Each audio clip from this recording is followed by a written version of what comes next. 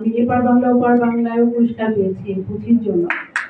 সবচেয়ে ভালো লেগেছে আইয়ুব ভাইয়ের সাথে আমাকে রেখেছে। আমি সানি ভাইকে এই জন্য অনেক অনেক ধন্যবাদ, আর যারা আয়োজক সবাইকে, যে বাকি ভাই আছেন, সবচেয়ে ভালো নিরঞ্জন অধিকারী স্যার, অনেকদিন পরে দেখা হলো।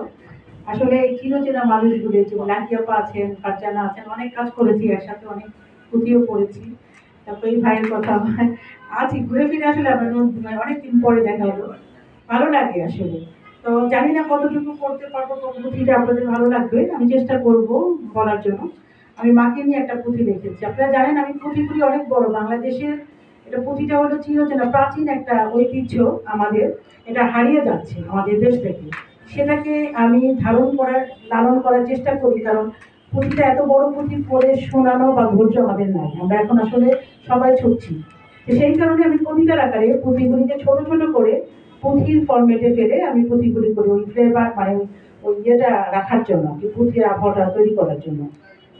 এককালে যে আমাদের এই পুঁথিটা ছিল, প্রজন্ম নতুন যে প্রজন্ম তারা জানবে, এবং পুঁথিটা যে আমাদেরই একটা নিজস্ব কালচার, সেই জিনিসটা যেন জিয়ে থাকে, এই কারণে। তা আমি পুঁথিটা লিখেছি মাকে নিয়ে। এই পুঁথিটা আমি এখানে উপস্থাপন করব। শুরু করছি। শোনো শোনো বিশ্ববাসী, শোনো মানব জাতি, মায়ের কথা বলবো তথায় আমি হাসি। চন্দ্র সূর্য তরুলতা আছে প্রকৃতি, হাসি খুশি মুখরিত থাকে মানব জাতি। মা না থাকলে ভাবে মানব আসত না, সেই মাকে তোমরা অবহেলা করো না। মা আছে বলে হবে মানব জাতি আছে, একে একে মানব জাতি বিস্তার করেছে। 10 মাস 10 দিন মায়ে সন্তান পেটে ধরে, শত কষ্ট যন্ত্রণা সে সব সহ্য করে। কষ্ট করে 10 মাসে সন্তান বয়ে চলে, প্রসব বেদনা সে হাসি মুখে সহে। শিশুর মুখ দেখলে মায়ে সব কষ্ট ভুলে, নিজের জীবন বিলিয়ে দিয়ে শিশু রক্ষা করে। ছোট্ট শিশু বড় হয় মায়ের দুটি দিয়ে, পেশাব পায়খানা সে মায়ের তৈরি করে। মায়ের যে কলিজার টুকরা সেই ছোট্ট শিশু, ধ্যান জ্ঞান ভালোবাসা এই তার বিশ্ব। আস্তে আস্তে শিশু যখন বড় হতে থাকে, মায়ের কাছেই চলাফেরা আদব কায়দা শিখে। নিজে না খেয়ে মায়ের শিশুকে খাওয়ায়, শিশুর মুখের হাসি মায়ের পেটি ভরে যায়। অসুখ বিসুখ হলে শিশু মায়ে অস্থির হয়, সন্তানের দুঃসংবাদ আগাম মায়ে জেনে যায়। সন্তান যে মায়ের নারী ছেঁড়া ধন, সেই ধনকে আগলে রাখে সে সারাক্ষণ। সেই মাকে তোমরা সন্তান কষ্ট দিও না, মায়ের পায়ে ব্যস্ত আছে তা কি জানো না।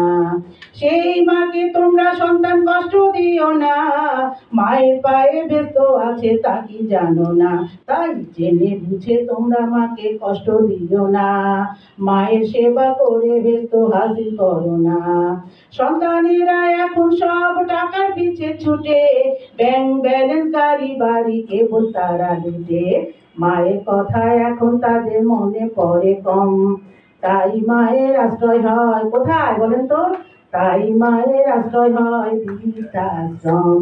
আরে মায়ের কথা এখন তাদের মনে পড়ে কম, তাই মায়ের আশ্রয় হয় বৃদ্ধাশ্রম।